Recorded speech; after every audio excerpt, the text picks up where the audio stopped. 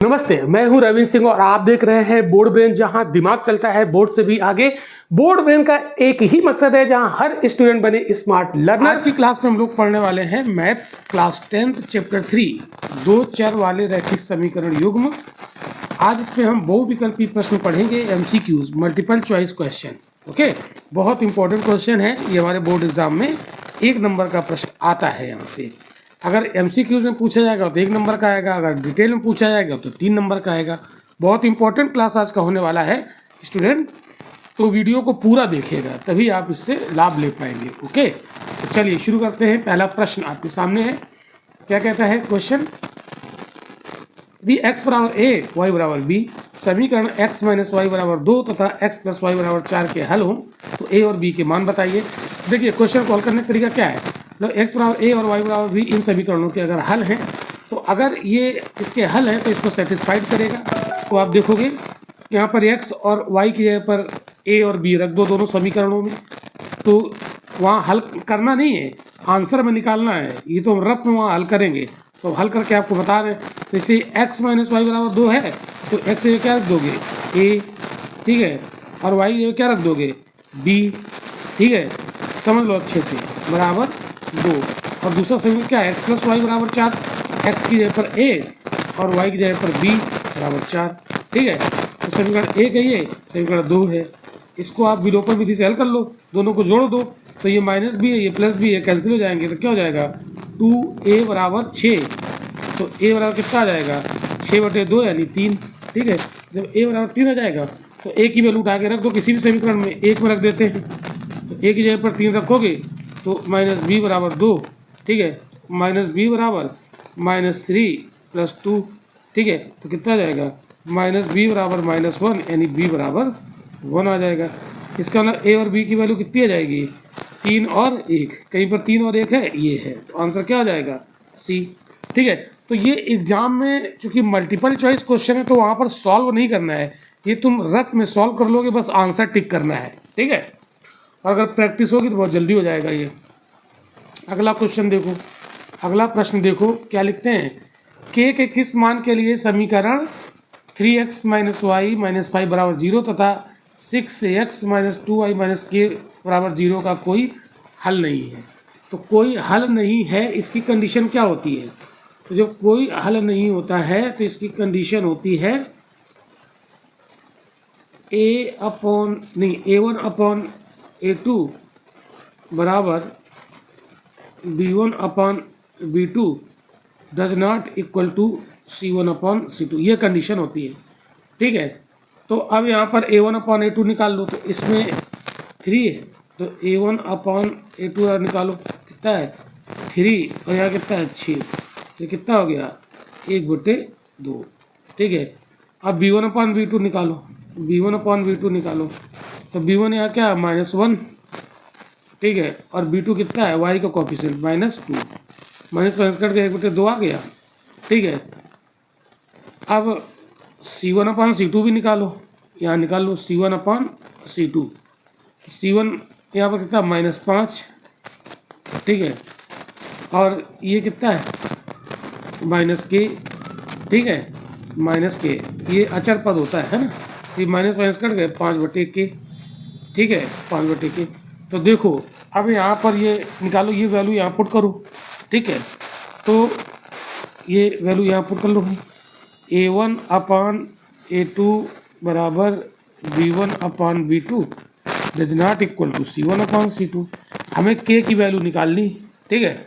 तो अब यहाँ पर देखो, चाहे a1 अपॉन a2 लो चाहे b1 अपॉन b2 लो, ये है तो 1/2 ही, देखो तो यहाँ पर क्या रख दोगे 1/2 does not equal to c1 upon c2 कितना आया 5/k, क्रॉस मल्टीप्लाई करो, k का 1 से होगा और 5 का 2 से होगा, does not equal to sign लगा दो, 5 दूनी 10, तो k does not equal to 10 आ गया। तो k की वैल्यू क्या होगी k does not equal to 10, answer क्या हो जाएगा C हो जाएगा। समझ आया सभी को? इस तरीके से इसको सॉल्व करना है। अब क्वेश्चन नंबर 3 देखते हैं। क्वेश्चन नंबर 3 देखो क्या लिखा है, चलिए फटाफट देखते हैं। कहते हैं युगपत समीकरण 2x प्लस 3y बराबर 5 तथा 4x प्लस 6y बराबर 9 है, इनका निकाय क्या है? तो मतलब ये मतलब कैसा है, मतलब ये असंगत है कि अद्वितीय हल है, क्या है। तो ये सब चेक करने के लिए आपको A1/A2 है निकालना पड़ेगा, B1/B2 निकालना पड़ेगा और C1/C2 निकालना पड़ेगा। फिर इनको चेक करते हैं इससे। तो A1 कितना हो गया 2, A2 कितना हो गया 4, 2 दूनी 4 कितना आ गया 1/2। B1/B2, तो B1 क्या होता है y का कोफिशिएंट 3, ठीक है। ये B2 इसमें दूसरे समीकरण में y का कोफिशिएंट 6, ये भी हो गया 1/2, ठीक है। अब C1/C2, C1 क्या होता है, ये अचर पद होता है 5, और यहाँ कितना है 9, ठीक है। 5/9 आ गया। तो यहाँ देखो ये कंडीशन क्या बन रही है, A1/A2 जितना A1/A2 है उतना ही B1/B2 है, इसका मतलब B1/B2। लेकिन ये जो C1/C2 ये 5/9 है, तो ये C1/C2 बराबर नहीं है। और ये कंडीशन किसकी होती है, ये कंडीशन होती है असंगत की, यानी इसके कोई हल नहीं होंगे, यानी इसके कोई हल नहीं होंगे, ठीक है। और इन दोनों समीकरणों से जब हम स्ट्रेट लाइन खींचेंगे ग्राफ पर तो वो समानांतर आएगी। कैसी आएगी, समांतर यानी पैरेलल आएगी। और ये असंगत होते हैं, इसीलिए इनके कोई हल नहीं होते हैं, इनके कोई हल नहीं होते हैं, कोई हल नहीं होंगे, ठीक है। तो इसमें असंगत आ गया तो आंसर क्या हो जाएगा, असंगत हल होंगे, ठीक है। तो आंसर हो गया ए। तो यहाँ तक समझ में आ गया सभी को, ठीक है। तो 3 क्वेश्चन सॉल्व हो गए यहाँ पर। तो देखो एग्जाम में ये क्वेश्चन आपको सॉल्व करने नहीं है, सिर्फ आंसर टिक करना है। तो आंसर टिक करने के लिए आपकी बहुत ज़्यादा प्रैक्टिस हो तो आप कर लोगे, और नहीं तो आप क्या करोगे, रफ में इसको सॉल्व कर लोगे, ठीक है। और आंसर टिक करना है वहाँ पर। समीकरण युग्म एक ये दिया है, एक ये दिया है, का ग्राफी निरूपण किस प्रकार की रेखाएं होंगी। तो फिर अब आपको क्या करना पड़ेगा, A1/A2 निकालना पड़ेगा, ठीक है। B1/B2 निकालना पड़ेगा और C1/C2 निकालना पड़ेगा, ठीक है। फिर देखोगे ये बराबर है क्या है, क्या कंडीशन बनती है। तो A1 x का कोफिशिएंट 1 हो गया, यहाँ पर x का कोफिशिएंट 2 हो गया, 1/2 आ गया। B1 यहाँ पर समीकरण 1 में y का कोफिशिएंट होता है, ठीक है। B2 समीकरण 2 में y का कोफिशिएंट होता है ना। तो ये हो गया 1/2, ये हो गया 2, ठीक है। तो बराबर तो है नहीं। C1/C2 निकालो, ये 4 है और ये इसका अचर पद 12 है, 4 3 12 1/3, ठीक कितना आ गया 1/3। तो ये आप बताओ क्या ये A1/A2 बराबर है, नहीं बराबर है, ठीक है। A1/A2 1/2 है, B1/B2 2 है, ये बराबर तो है नहीं।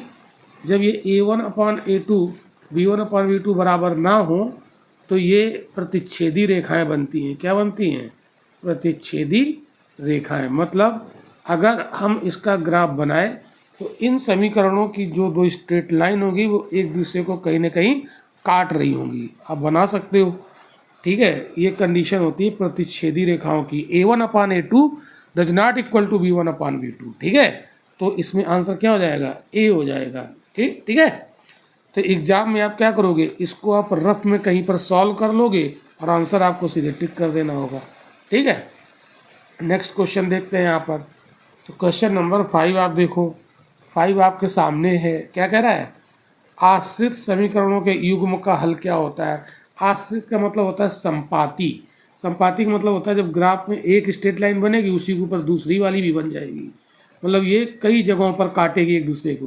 तो इसके अनगिनत हल होंगे। कैसे होंगे, अनगिनत। अगर एक जगह काटेगी तो एक यूनिक हल होता है, ठीक है। और अगर संपाती हो, आश्रित रेखाएं हों, तो वो आश्रित रेखाएं मतलब एक दूसरे को ऊपर होती हैं, तो ये कई बिंदुओं पर काटती हैं, तो इसके अनेक हल हो जाते हैं, अनगिनत हल हो जाते हैं, ठीक है। अब क्वेश्चन नंबर 6 देखें फटाफट। क्वेश्चन नंबर 6 देखो क्या कह रहा है। कहता है 2 रैखिक समीकरण दिए, A1x + B1y + C1 = 0, A2x + B2y + C2 = 0 और A1/A2 = B1/B2 does not equal to C1/C2 हो तो आलेख क्या होगा, मतलब इसका ग्राफ कैसा होगा, ठीक है। तो इसका ये समानांतर की कंडीशन होती है, तो सीधे सीधे आप इसका आंसर लगा दोगे समानांतर, ओके। चलो अब क्वेश्चन नंबर 7 देखो। क्वेश्चन नंबर 7 देखो, यहाँ पर क्या लिखते हैं, एक रैखिक समीकरण का घात होता है। तो जो रैखिक समीकरण होता है उसकी जो घात होती है हमेशा 1 होती है। ठीक है, तो आंसर इसका सी हो गया। समीकरण x plus Y, question number 8 देखिएगा। समीकरण x प्लस वाई बराबर 6 के कितने हल हो सकते हैं। तो देखिए ये 2 वेरिएबल वाला लीनियर इक्वेशन है, एक वेरिएबल x है, एक वेरिएबल y है। तो जब भी आप ध्यान रखिएगा, जब 2 वेरिएबल वाला लीनियर इक्वेशन होता है तो उसके अनंत हल होते हैं। कितने होते हैं, अनंत हल होते हैं, सॉरी। तो आंसर इसका डी हो गया। ठीक है, फटाफट आगे बढ़ते, बहुत इंपॉर्टेंट प्रश्न है ये। ठीक है, MCQs हैं बोर्ड एग्जाम में, क्वेश्चन तो आता ही आता है। अब देखते हैं क्वेश्चन नंबर 9।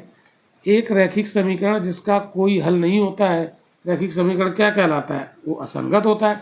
इसका कोई हल होता ही नहीं तो कैसा होता है, असंगत होता है। ठीक है, बी होगा। समीकरण निकाय, मतलब 2 समीकरणों का सेट दिया है ना, निकाय दिया है, एक ये के अनगिनत हल के लिए ए का मान होगा। अनगिनत हल का मतलब क्या होता है, संपाती होना चाहिए।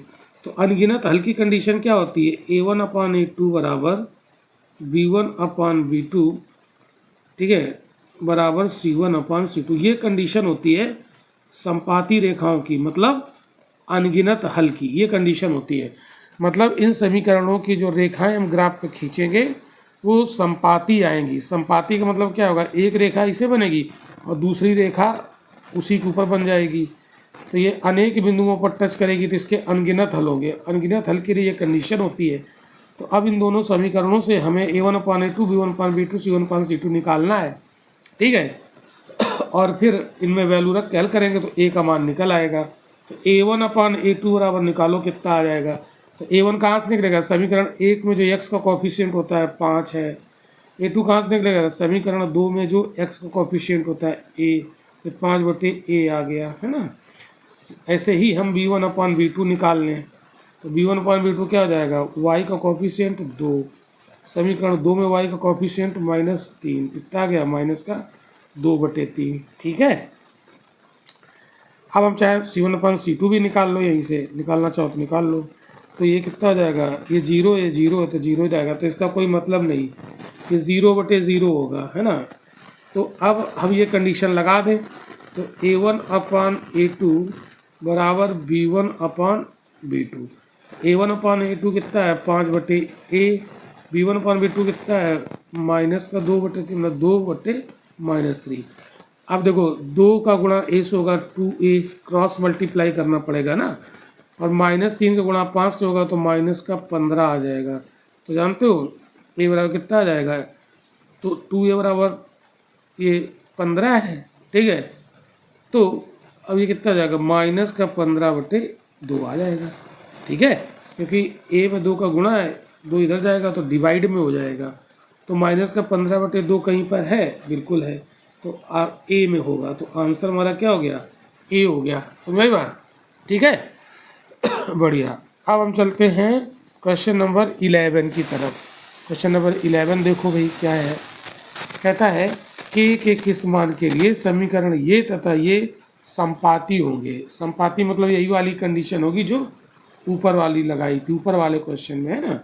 तो संपाती की कंडीशन क्या होती है, A1/A2 बराबर B1/B2 बराबर C1/C2।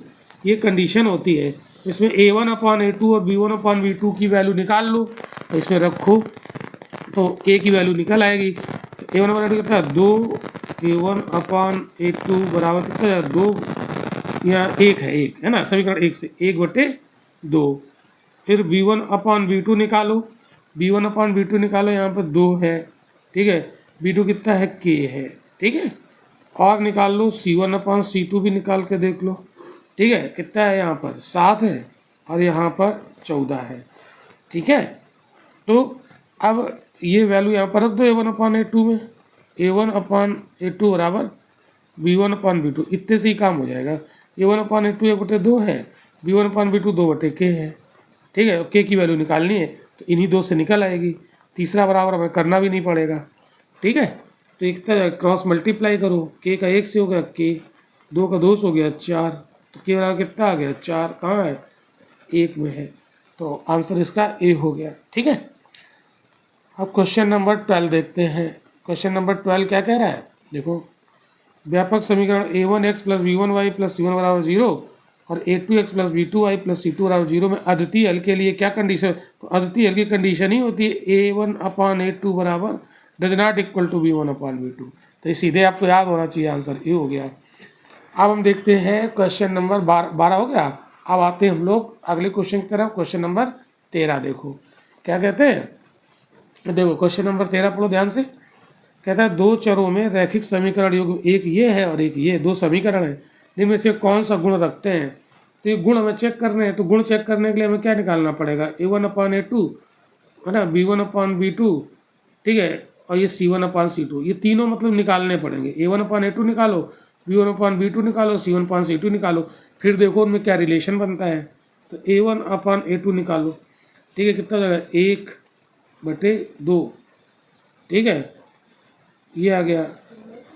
ठीक है, b1/b2 निकालो, कितना हो जाएगा 1/2 ये, ठीक है, और c1/c2 निकाल लो।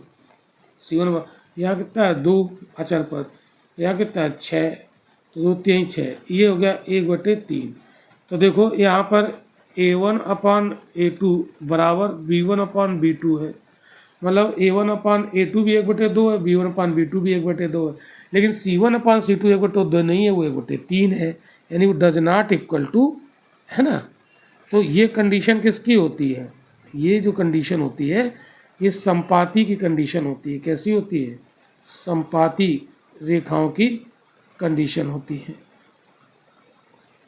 संपाती यानी ग्राफ पर जब हम इसकी रेखाएं खींचेंगे तो वो नहीं, सॉरी संपाती नहीं होती है, ये समानांतर होती है ना। ये किसी कंडीशन होती है समांतर की, ठीक है। तो यहाँ समांतर कहीं दिख रहा है, एक दूसरे समांतर होते हैं, ये हो जाएगा आंसर। ठीक है, ग्राफ पे अगर हम रेखाएं खींचेंगे, इन समीकरणों की रेखाएं खींचेंगे, ग्राफ बनाएंगे, तो वो कैसी आ जाएंगी, समांतर आ जाएंगी, ये कंडीशन बनेगी।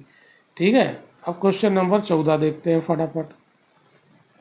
क्या कहते हैं, एक संख्या दूसरी संख्या से दोगुना है, ठीक है, दोनों संख्याओं का योग 27 है, संख्या ज्ञात की। देखिए हम समीकरण बना के इसको हल कर सकते हैं, लेकिन हम यहाँ पे और एक स्मार्ट तरीका बना लें। एक स्मार्ट तरीका यहाँ पर ये निकालें, ऑप्शन देखो क्या कह रहा है, एक संख्या दूसरी संख्या से दोगुनी है। तो देखो यहाँ पर एक संख्या दूसरी संख्या से कोई दोगुनी है, तो ये तो दोगुनी है नहीं, ये 6 एक है, ये दोगुनी है नहीं, ये है दोगुनी, 9 ये 18 है, और कोई दोगुनी है, ये 17 10, ये दोगुनी नहीं है, ये 10 12 दोगुनी। अब दोगुनी ना तो सी में है, ना तो डी में है, और ना तो ए में है, तो कहाँ एक जगह है, बस हो गया आंसर। ठीक है, दूसरी कंडीशन क्या कह रहा है, दोनों संख्याओं के योग 27 है, देखो 9 18 जोड़ो 27 भी हो जाएगा, हो गया आंसर। ठीक है, चाहो तो आप समीकरण बना के भी हल कर सकते हो, ठीक है, लेकिन जब हमें एक शॉर्टकट मिल गया, ट्रिक मिल गई, तो हम क्यों समीकरण बनाएं, क्यों अपना समय बर्बाद करें। ठीक है, तो जहाँ स्मार्ट तरीका अपना सकते हैं वहाँ स्मार्ट तरीका लगाइए, कोई दिक्कत नहीं है। ठीक है, अब हम लोग देखते हैं अगला क्वेश्चन, क्वेश्चन नंबर 15 देखते हैं। ठीक है, तो क्वेश्चन नंबर 15 देखो भी, पढ़ो। ए के मान जिसके लिए समीकरण निकाय ये, यानी दो समीकरण दिए हैं कि अनगिनत हल होंगे। अनगिनत हल का मतलब होता है संपाती होना। क्यों भाई, संपाती रेखा है। अनगिनत हल का मतलब क्या हुआ, संपाती रेखा है, मतलब एक रेखा ग्राफ पर खींचे और दूसरी रेखा खींचेंगे वो भी इसी के ऊपर आ जाएगी। तो संपाती मतलब ये बहुत सारे बिंदुओं पर काटेगी, इसका मतलब उसके अनगिनत हल होंगे। तो अनगिनत हल के लिए कंडीशन क्या होती है, a1/a2 बराबर b1/b2 बराबर c1/c2, ये होती है कंडीशन अनगिनत हल के लिए। तो a1/a2 देखो कितना आएगा, निकालो, 10 हो गया, ठीक है, यहाँ 20 हो गया, मतलब ये कितना हो गया 1/2। ठीक है, b1/b2 निकालो, b1 कितना है 5, है ना, y का कोफिशिएंट होता है, b2 क्या है 10, दूसरे समीकरण में जो y का कोफिशिएंट होता है, ये भी 1/2 आ गया। ठीक है, अब c1/c2 निकालो, c1/c2 ये कितना है a-5, ठीक है, c2 कितना है, इसको इधर कर दो, इधर तो प्लस का ये हो जाएगा, ठीक है क्योंकि ये भी बराबर की तरफ है, तो इसको भी कांस्टेंट को बराबर के इस तरफ ले आओ, ठीक है, चाहे इसको इधर कर लो, ठीक। अब देखो ए की वैल्यू निकालनी है, तो ए की वैल्यू आप उठाओ यहाँ रख दो, तो देखो ये क्या था, A1/A2 बराबर B1/B2 बराबर C1/C2 कंडीशन होती। तो चाहे A1/A2 लिखो चाहे B1/B2 लिखो, दोनों हैं 1/2। तो ये हो गया 1/2 बराबर C1/C2 कितना है, A minus 5/A। Cross multiply करो, A का 1 से A, 2 का A माइनस 5 से, तो 2 का 2 A से होगा 2A और माइनस 10, ठीक है। अब 2A इधर ले आओ, तो ये माइनस का हो जाएगा, तो माइनस का A बचा, माइनस का 10, तो ये कट गया। A बराबर कितना आ गया, 10। आंसर क्या हो गया, A, ठीक है। समझ में आई बात, समझ में आई कि नहीं आई? चलो, तो 15 क्वेश्चन अभी तक हम लोगों ने हल कर लिए, ठीक है। अब आते हैं हम लोग क्वेश्चन नंबर 16 पर, है ना। क्वेश्चन नंबर 16 आपके सामने लिखा है, ठीक है। आपके सामने क्वेश्चन नंबर 16 है। क्या कहता है, समीकरण दिया है 2x + 3y बराबर 5 का आलेख कैसा होगा। ध्यान रखिएगा, ये एक लीनियर इक्वेशन है। कैसा है, लीनियर इक्वेशन है। और लीनियर इक्वेशन जो होता है, और ये दो वेरिएबल है x और y, तो इसका ग्राफ हमेशा स्ट्रेट लाइन होती है। क्या होती है, सरल रेखा। आंसर हो गया ए। अब क्वेश्चन नंबर 17 आपके सामने लिखा है। क्वेश्चन नंबर 17 देखो, पढ़ो और इसको सॉल्व करो, आंसर निकालो। ए का मान जिसके लिए समीकरण निकाय, ये एक शून्येतर हल होगा। शून्येतर हल का मतलब जानते हो, शून्येतर हल का मतलब ये हुआ कि शून्य के अलावा हल हो। शून्येतर हल का मतलब शून्य के अलावा और सारे हल। तो शून्य के अलावा तो 1 2 3 4 5 6 7 8 9 10 कुछ भी हो सकता है। शून्येतर हल का मतलब क्या हुआ, अनेक हल। इसका मतलब क्या हुआ, अनेक हल। और अनेक हल की कंडीशन क्या होती है, A1/A2 बराबर B1/B2 बराबर C1/C2, ये होता है। तो अब आप A1/A2 निकाल लो, यही डायरेक्ट हम लिख दे रहे हैं A1/A2। इसका मतलब है A1 मतलब A हो गया, ठीक है, और A2 कितना हो गया, 2 बराबर B1 कितना है, पहले समीकरण में y का कोफिशिएंट 10, B2 दूसरे समीकरण में y का कोफिशिएंट 5, C1 तो यहाँ पर 0 है, यहाँ पर 0, तो 0/0 उसको हटा दो, कोई मतलब नहीं, ठीक है, छोड़ दो। तो क्रॉस मल्टीप्लाई करो, 5A बराबर 20, तो A बराबर 20/5, तो A बराबर 5 चौके 20, कितना आ गया, 4 आ गया। कहीं है 4, ये हो गया, आंसर हो गया B। आंसर क्या हो गया, B हो गया, ठीक है। मैं बार बार कह रहा हूँ कि एग्ज़ाम में ये आपको हल नहीं करना है, क्योंकि ये मल्टीपल चॉइस क्वेश्चन है। ये आपको रफ में हल करना है, सीधे हल करके आंसर निकाल के टिक मारना है, ठीक है। अब देखो क्वेश्चन नंबर 18 देखो, ये बड़ा आसान क्वेश्चन है। किसी त्रिभुज के दो कोणों का योग तीसरे कोण के बराबर है। तो कंडीशन देखो, इसको विकल्प से हल कर लो। देखो दो कोणों का योग तीसरे कोण के बराबर है कहीं, देखिए 45 45 90 तीसरे के बराबर नहीं है। ये 60 60 120 तीसरे के बराबर नहीं है। देखो 60 30 90 ये तीसरे के बराबर हो रहा है, बस यही आंसर हो गया। इसमें हल करने की ज़रूरत नहीं। अगर आप हल करो तो समीकरण बना के हल कर सकते हो, तो काहे फालतू मेहनत करोगे। इसकी कंडीशन देखो किसमें फॉलो हो रही, बस हो गया वही। और ये दो कोणों का अंतर 30 है, तो देखो दो कोणों का अंतर 30 है कि नहीं है। इसका घटाओ, 60 में 30 30 आएगा, चाहे आप 90 में 60 घटाओ तो भी 30 आएगा। तो ये दोनों कंडीशन इसमें फुलफिल हो रही है ना। ऑप्शन बी में दोनों कंडीशन फुलफिल हो रही हैं, तो यही आंसर हो गया, ठीक है। चलो अब बढ़ते हैं क्वेश्चन नंबर 19 की तरफ। तो देखो क्वेश्चन नंबर 19 आपके सामने है। क्या कहता है, दो संख्याओं का अंतर 26 है। तो देखो दो संख्याओं का अंतर 26 है। यहाँ देखो पहले एक कंडीशन फॉलो करो। देखो 39 13 का अंतर 26 है, बिल्कुल है। 9 27 का अंतर 26 नहीं है। 4 12 का अंतर 26 नहीं होता है।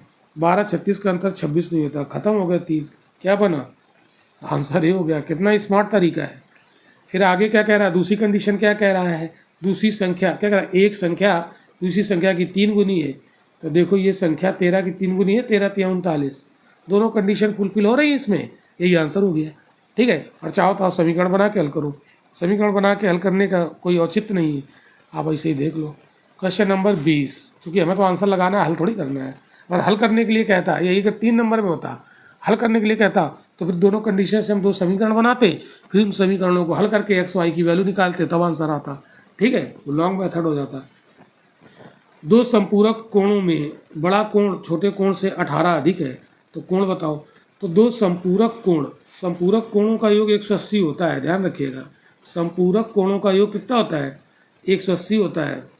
तो देखो इसमें कौन से विकल्प में 180 योग हो रहा है? 89 और 91 180 होता है। क्या 99 और 81 जोड़ेंगे 180 होगा? नहीं होगा, कट गया। ए भी जोड़ेंगे नहीं होगा, कट गया। ए भी जोड़ेंगे नहीं होगा, 180 कट गया। तीनों कट गए, बचा कौन? ए। फिर और क्या कह रहा है? 18। फिर क्या कह रहा है? 2 संपूरक कोण है ये, क्योंकि इन दोनों का योग 180 है। एक कंडीशन फॉलो हो रही है। फिर आगे कह रहा है बड़ा कोण छोटे कोण से 18 अधिक है, तो बड़ा कोण 91 है, छोटा कोण 89 है। ठीक है, 91 से 89 को घटाओ, कितना आ जाएगा? ठीक है, 18 आएगा कि नहीं आएगा? आ जाएगा। नहीं, क्या कह रहा है? 18 अधिक है, 18 अधिक। ठीक है, तो आंसर ए हो गया। अब क्वेश्चन नंबर 21 की तरफ पढ़ते हैं। एक संख्या दूसरी संख्या की 3 गुनी है। अब यहाँ देखो, एक संख्या, कंडीशन क्या कह रहा है? एक संख्या दूसरी संख्या की 3 गुनी है। देखो स्टूडेंट, अगर ये बड़ा क्वेश्चन होता 3 नंबर में, मल्टीपल चॉइस क्वेश्चन ना होता, तो फिर हम इसके समीकरण बनाते, फिर दोनों समीकरणों को हल करते, एक्स वाई की वैल्यू निकालते, तो आंसर आता। लेकिन यहाँ पर हमें हल करना नहीं है, हमें सिर्फ आंसर टिक करना है। तो आंसर टिक करने के लिए हम ऑप्शन से देखें, तो कंडीशन क्या कह रहा है? एक संख्या दूसरी की 3 गुनी है। तो यहाँ पर देखो, कोई ऐसी इसमें कोई है एक संख्या दूसरी की 3 गुनी? 2 3 6, ये है नहीं। 6 3 18, ये है 3 गुनी, ये नहीं है। 4 3 12, ये भी है। ठीक है, 7 3 21, ये भी है, तीनों है। इसका मतलब है ए आंसर नहीं होगा, बी हो सकता है, सी हो सकता है, डी हो सकता है। फिर आगे क्या कह रहा है? दूसरी कंडीशन जब लगाओगे तो दूसरी कंडीशन इनमें से किसी एक में ही लग पाएगी, वही आंसर हो जाएगा। तो दोनों का योगफल कितना है? 16। देखो 18 6 जोड़ोगे 16 होगा? नहीं होगा, कट गया। 12 4 16 होगा, यही आंसर हो गया। कि कहीं 7 16 होगा नहीं, आंसर क्या हो गया? सी हो गया। समझ में आया? ये स्मार्ट तरीका समझ में आ रहा है कि नहीं आ रहा है? अब आते हैं क्वेश्चन नंबर 22। क्वेश्चन नंबर 22 क्या कह रहा है? यदि किसी भिन्न के अंश में 1 जोड़ने पर और हर में 1 घटाने पर भिन्न 1 हो जाता है। तो अगर ये लॉन्ग क्वेश्चन होता तो आप इसको हल करते, ठीक है ना? 2 कंडीशन से 2 समीकरण बनाते और एक्स वाई की वैल्यू निकालते, फिर भिन्न आती। इसमें हम डायरेक्ट ऑप्शन से कर लें। देखो क्या कह रहा है? किसी भिन्न के अंश में 1 जोड़ने और हर में 1 घटाने पर 1 हो जाता है। तो चेक करो, 2 में 1 जोड़ो 3, और 3 में 1 घटाओ 2 हो जाएगा, ये 1 नहीं होगा। इसमें देखो 3 में 1 जोड़ो 4 हुआ, 5 में 1 घटाओ 4, ये हो गया। तो 3 में 1 जोड़ो और 5 में 1 घटाओ, तो कितना हुआ? 4/4। ये तो कह रहा है अंश में 1 जोड़ा, यानी 3 में 1 जोड़ा 4 हुआ, और हर में 1 घटाया, तो हर 5 है, 1 घटाया 4 हुआ, 4/4। तो देखो 1 हो जा रहा है, तो ये 1 हो गया, हो गया। आंसर ये हो सकता है, पहला तो नहीं होगा, आंसर ये हो सकता है। लेकिन चेक इसको भी करो, 4 वाले को चेक करो, एसी वाले को। 4 में 1 घटाओ 1 जोड़ो, ठीक है, 1 जोड़ो, जोड़ दिया। अंश इसमें 1 घटाओ, घटा दिया, कितना? 5/4 हो गया, ये नहीं हुआ, 1 नहीं हुआ। इसमें करो, डी वाले में, डी में करो, देखो 7 में 1 जोड़ो और 5 में 1 घटाओ, ये 8/4 हो गया। ये 1 तो नहीं हुआ ना, ये सब कट गए, सब कट गए। आंसर क्या हो गया? बस हो गया। स्मार्ट तरीका अपनाओ, आंसर निकालो। क्लियर? अब क्वेश्चन 22 सॉल्व हो गए। अब आते हैं हम लोग क्वेश्चन नंबर 23 की तरफ। जितने इंपॉर्टेंट क्वेश्चन हो सकते थे सब हमने यहाँ पर हमने रख दिए हैं। बिंदु 2 14 से होकर जाने वाली रेखा का समीकरण क्या होगा? अब देखो, जैसे ग्राफ हमने बनाया, सुनना ध्यान से, है ग्राफ बनाया और एक रेखा हमने यहाँ से खींची, ठीक है, एक यहाँ से रेखा खींची, ऐसे जाएगी 2 14 से। तो मान लो कि अगर कोई रेखा किसी बिंदु से होकर जाएगी तो वो बिंदु उस समीकरण को सेटिस्फाइड करेगा। तो 2, 14 इनमें से किसको सेटिस्फाइड करेगा देख लो। दो वैल्यू यहाँ रखो, x की जगह पर और y की जगह पर 14 रखो, 16 हो गया। एक विकल्प एक चेक करो, x की जगह पे कितना रखोगे 2, क्योंकि x पहला वाला x होता है, दूसरा वाला y होता है। तो y की जगह कितना रखो 14 बराबर 16, यानी 16 बराबर 16, LHS RHS बराबर हो गया। तो ये सेटिस्फाइड कर गया। तो जिस बिंदु अगर ये बिंदु से होकर रेखा जाती है तो इन समीकरण की जो रेखा होगी वो इससे होकर जा रही है, इसका मतलब है कि ये बिंदु इन समीकरणों को सेटिस्फाइड करेंगे। सेटिस्फाइड करने का मतलब क्या है, x और y की जगह पर ये वैल्यू रख दें 2 और 14 क्रमशः, और LHS RHS बराबर हो जाए तो ये सेटिस्फाइड हो जाएगा, तो वही आंसर हो जाएगा। बाकी को नहीं सेटिस्फाइड करेगी, देख लो चाहे। ठीक है, आंसर क्या हो गया, ए हो गया। अब आते हैं क्वेश्चन नंबर 24। क्या लिखता है क्वेश्चन नंबर 24 में, बिंदु 3, 4 समीकरण इतने के आलेख पर स्थित है तो ए का मान। फिर वही क्वेश्चन, बिल्कुल वही वाला क्वेश्चन है। मतलब ये बिंदु इस पर स्थित है, अगर ये बिंदु इस पर स्थित है तो ये बिंदु इनको सेटिस्फाइड करेंगे। ठीक है, इसका मतलब है कि x की जगह पे 3 रखो, y की जगह पे 4 रख दो इस समीकरण में। देखो 3 × 4 बराबर a × 3 प्लस y की जगह पे कितना 4, हल करो तो ये 12, ये हो गया 3a प्लस 4, 4 को इधर ले आओ तो 12 - 4 बराबर 3a, फिर 8 बराबर 3a, तो a बराबर 8/3। देखो है आंसर, डी हो गया। ठीक हो गया, क्लियर। तो 24 क्वेश्चन अभी तक हम लोगों ने हल कर लिए हैं, और 25वां क्वेश्चन जो आज के इस लेक्चर का लास्ट प्रश्न होगा, देखते हैं क्या कहता है। समीकरण y बराबर mx द्वारा प्रदर्शित रेखा किससे होकर गुजरती है। ठीक है, किससे होकर गुजरती है ये कह रहा है। तो जब भी ऐसा प्रश्न आए, ठीक है, जब भी ऐसा प्रश्न आए जिसमें जिसे जो हमारा समीकरण होता है y बराबर mx प्लस सी, इसमें कांस्टेंट टर्म भी होता है।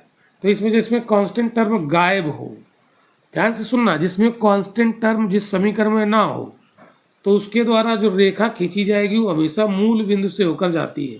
जैसे ये x एक्सिस लिया, ये y एक्सिस लिया, ये मूल बिंदु हो गया, तो ये रेखा हमेशा यहीं से होके जाएगी।